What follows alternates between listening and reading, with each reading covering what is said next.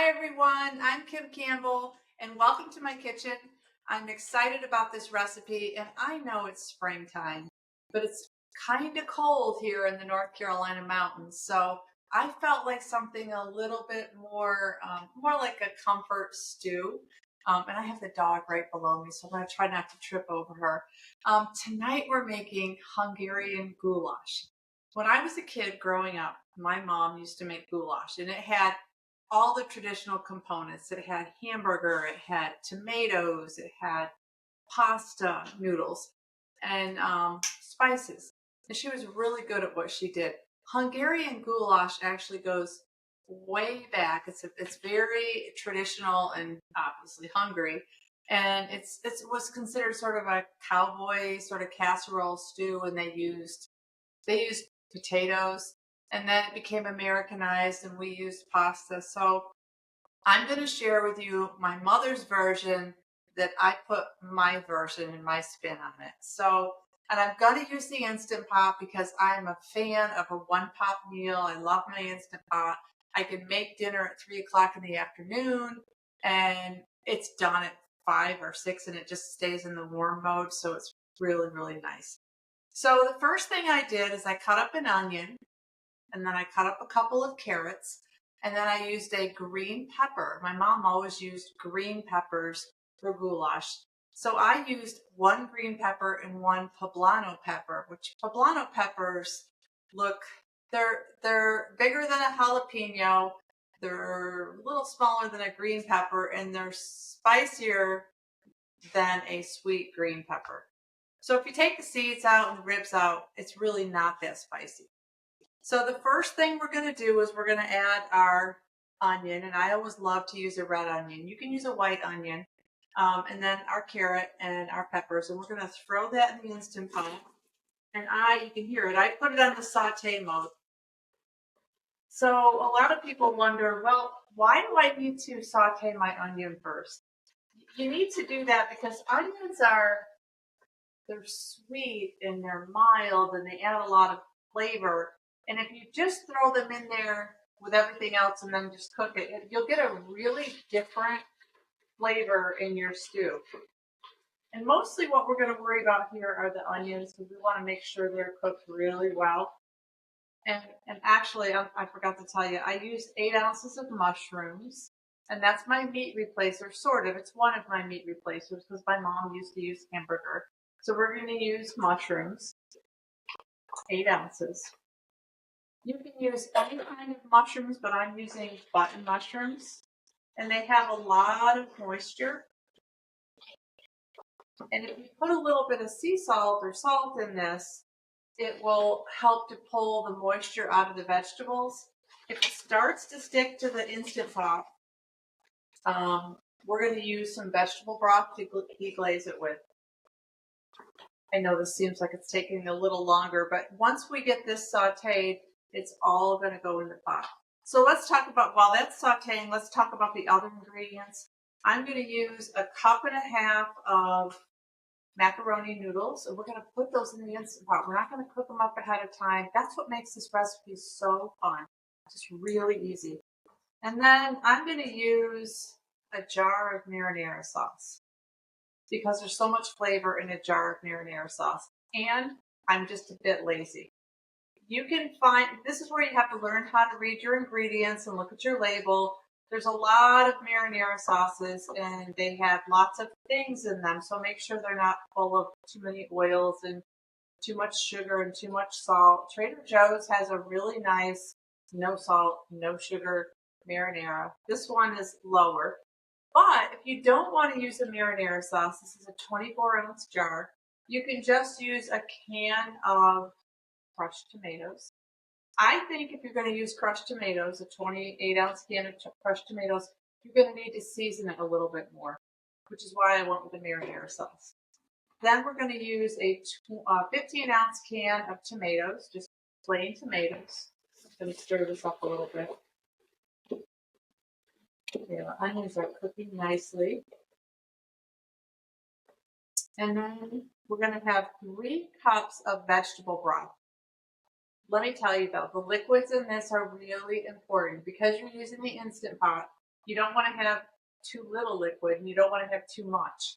So I feel like I got this balance really nice and I tested it several times. So really you have a jar of marinara, 3 cups of vegetable broth, and a 15-ounce can of tomatoes. That's going to cook your pasta perfectly. And then I'm going to stop there. I'm going to talk a little bit about fennel seeds. My recipe doesn't call for fennel seeds, but I love fennel seeds. And I always toast them. I buy a jar and then I toast them up. And they give things sort of a sausagey flavor. And the thing is, you don't want to use too much. You want to use just enough. If you go over, then the licorice kind of flavor is kind of a lot. So we're going to use about 1/4 teaspoon of fennel seeds, and I put them right in there with the onions. And then we'll talk about the protein. We're going to use beans. So there was 2 ways I could go with this.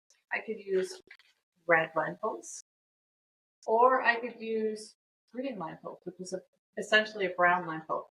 If I use a red lentil, it's gonna pop like a split pea, and it's gonna get really creamy, which I love that idea of using a red lentil.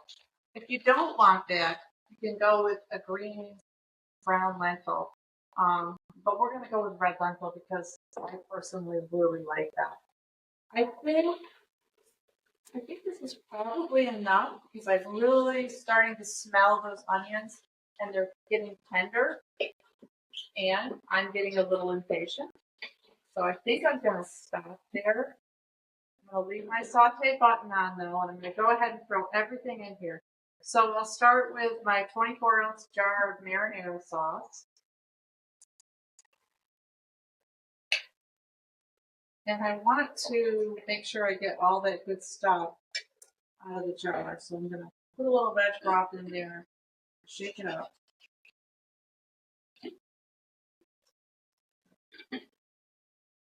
Then we'll add our 15 ounces of tomatoes.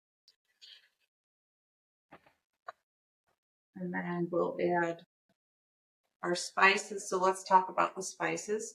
I'm going to use a bay leaf. A lot of people wonder why we would use a bay leaf.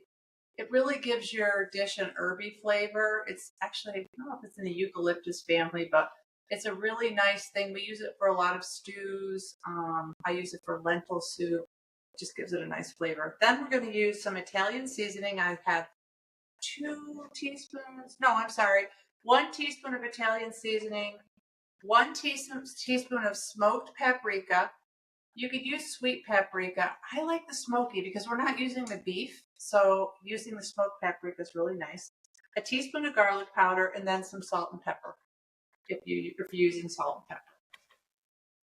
All right, and then we're going to add our pasta, which is about 1.5 cups of pasta.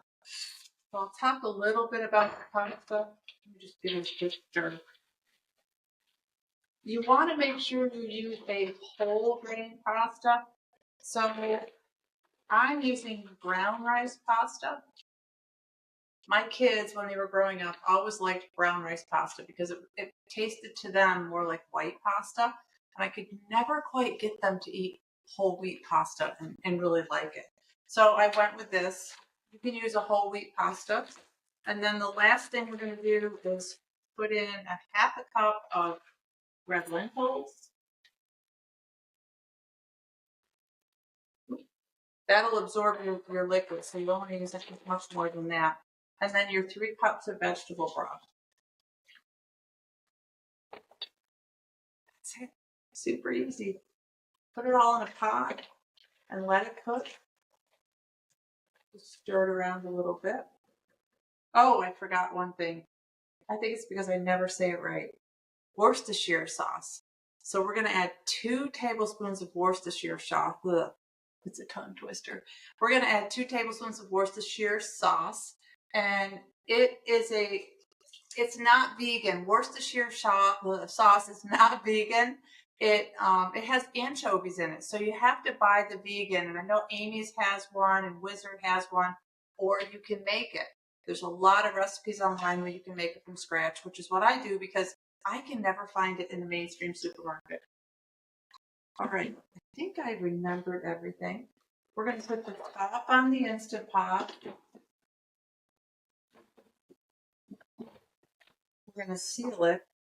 And then I'm going to set it for 8 minutes, manual.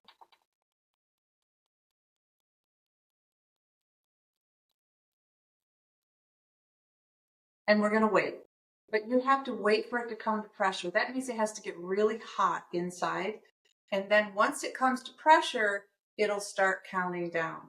So it might take you 15 minutes to come to pressure and then another 8 minutes, but you don't even have to think about it. You can just kind of walk away and let it do its thing.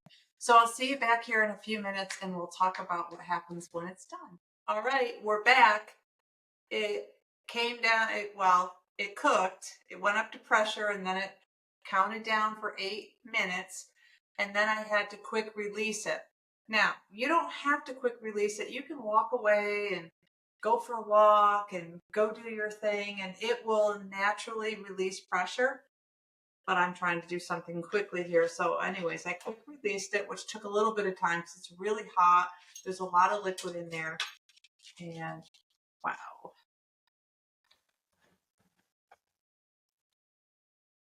Ooh, that looks good. That looks just like my mom's goulash.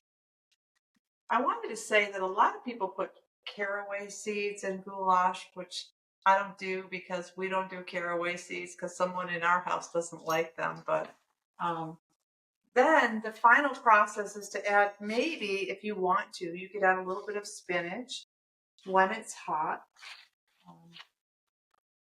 I just always buy big tubs of spinach. And it truly is a one-pot meal. You don't have to do anything else. You could just have this with a piece of bread and you'll feel like you're entering heaven. Ooh. Oh, it smells so good. It smells like home for me. All right, so I have a taste tester here, Nelson. Come on in. He's like my biggest fan. Yes, I am your biggest fan, and so is Molly here, our dog, who's laying. So Molly's been laying under my feet. It's amazing that I haven't fallen at this point. Molly, stop. Try yours. Yeah. Okay. Yeah, you taste test, or you made this before, and I tasted it. It is delicious. Really, really hot. Don't hurt your tongue. Describe the taste because they can't taste it. We have to tell them what it tastes like. Oh my goodness, it's good. It has a kind of something that reminds you of an Italian dish with pasta and tomatoes and all kinds of wonderful spices, and there's lots of vegetables in here. But it's not spicy. It's not spicy, but it's just got a beautiful combination of flavor, and it has that tomato base, and the pasta is really good. It's nice and chewy and just delicious. Yeah. Super easy. Yeah. I think even you could do it. Yeah, probably. But before you finish, I want to encourage people to go to our website, plantpurenation.com, and subscribe because we are starting to produce these videos with you, Kim. And then also, I'm going to be doing some short videos with my father talking about different topics of interest to the plant-based community. And if you get on our email list, we will send those videos to your inbox. And also, when you're there, check out our summit, which is going to be April 20th. And it's a summit to celebrate my father.